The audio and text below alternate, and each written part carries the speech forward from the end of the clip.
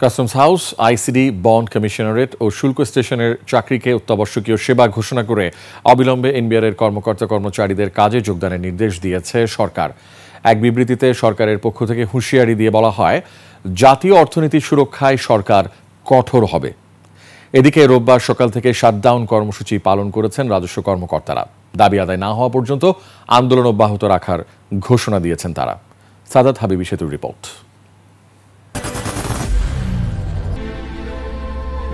I am Ox.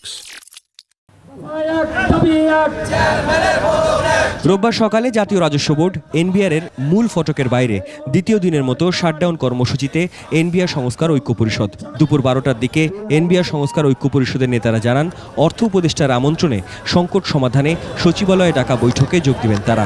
একেবারে prescriptive press রিলিজের মাধ্যমে আমন্ত্রণ আসেনি, কিন্তু আমাদের কাছে আমন্ত্রণ এসেছে। আমরা সরকারেরই অংশ, আমরা সরকার থেকে বিচ্ছিন্ন কোনো অংশ নই।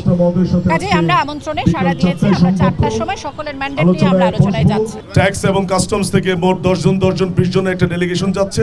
আমরা আমাদের যে এই বর্তমানে যে সকলের এক মূল যে দাবি, চেয়ারম্যান মহোদয়ের অপসারণ সেখানে দাবি করব। পাশাপাশি এই সংস্কার প্রক্রিয়া কিভাবে আগানো যাবে, তার ঘোষিত রোডম্যাপ কিভাবে বাস্তবায়ন করা যাবে এবং আমাদের উপর যে দমন নিপীড়ন করা হয়েছে এটাকে অবিলম্ব বন্ধ সহ এনবিআরকে কার্যকর করার জন্য তার সহযোগিতা চাবো। যদিও দুপুর 2টার পর জানা যায় সেই বৈঠক বাতিল করেছে অর্থ মন্ত্রণালয়, কারণ বৈঠকে বসতে মন্ত্রণালয়ের শর্ত ছিল আন্দোলন আগে থামানোর। সচিবালয়ে আসলে আমাদের একটা গ্রুপ গিয়েছে, কিন্তু সেখানে যেয়ে দেখে যে আসলে অর্থ উপদেষ্টা মহোদয়ের কোনো শিডিউল মিটিং সেই সময় ছিল না।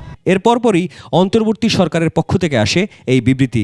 বলা হয়, আন্দোলনের নামে চরম দুর্ভোগ তৈরি করা হয়েছে, যা সম্পূর্ণরূপে অগ্রহণযোগ্য। একই সাথে এনবিআরের সব শ্রেণীর চাকরিকে অত্যাবশ্যকীয় সার্ভিস হিসেবে ঘোষণা দেওয়া হয়। সকল কর্মকর্তাকে তাই নিজ নিজ কর্মস্থলে যোগের নির্দেশনা আসে। অভিযোগ করা হয়, রাজস্ব খাতের কাজকে বাধাগ্রস্ত করার জন্য কিছু কর্মকর্তা কর্মচারী নজিরবিহীনভাবে গত 2 মাস ধরে দেশের ব্যবসা বাণিজ্য, আমদানি রপ্তানি এবং রাজস্ব আদায় কার্যক্রমকে অন্যায় ও অনৈতিকভাবে ব্যাহত করছে। বিবৃতি জারির প্রায় একই সময়ে দুর্নীতি দমন কমিশন জানায়, এনবিআর-এর 6 কর্মকর্তার বিরুদ্ধে অনুসন্ধান শুরু হয়েছে। এদিকে ঘোষিত কর্মসূচি অনুসারে বিকেল 5টা পর্যন্ত অবস্থান কর্মসূচি শেষ করে এনবিআর সংস্কার ঐক্য পরিষদ। জানায়, আন্দোলন চলবেই। আমাদের কর্মসূচি যা চলমান ছিল তাই থাকবে। যদি এর মধ্যে কোনো পরিবর্তন আসে আপনাদেরকে প্রেস রিলিজের মাধ্যমে আমরা জানিয়ে দেব। গত 26শে মে সরকার ঘোষণা দেয় 21 জুলাইয়ের মধ্যে আলাপ আলোচনার মাধ্যমে এনবিআর নিয়ে জারিকৃত অধ্যাদেশের প্রয়োজনীয় সংশোধন করা হবে। সাদাত হাবিবি সেতু, 21শে টেলিভিশন, ঢাকা।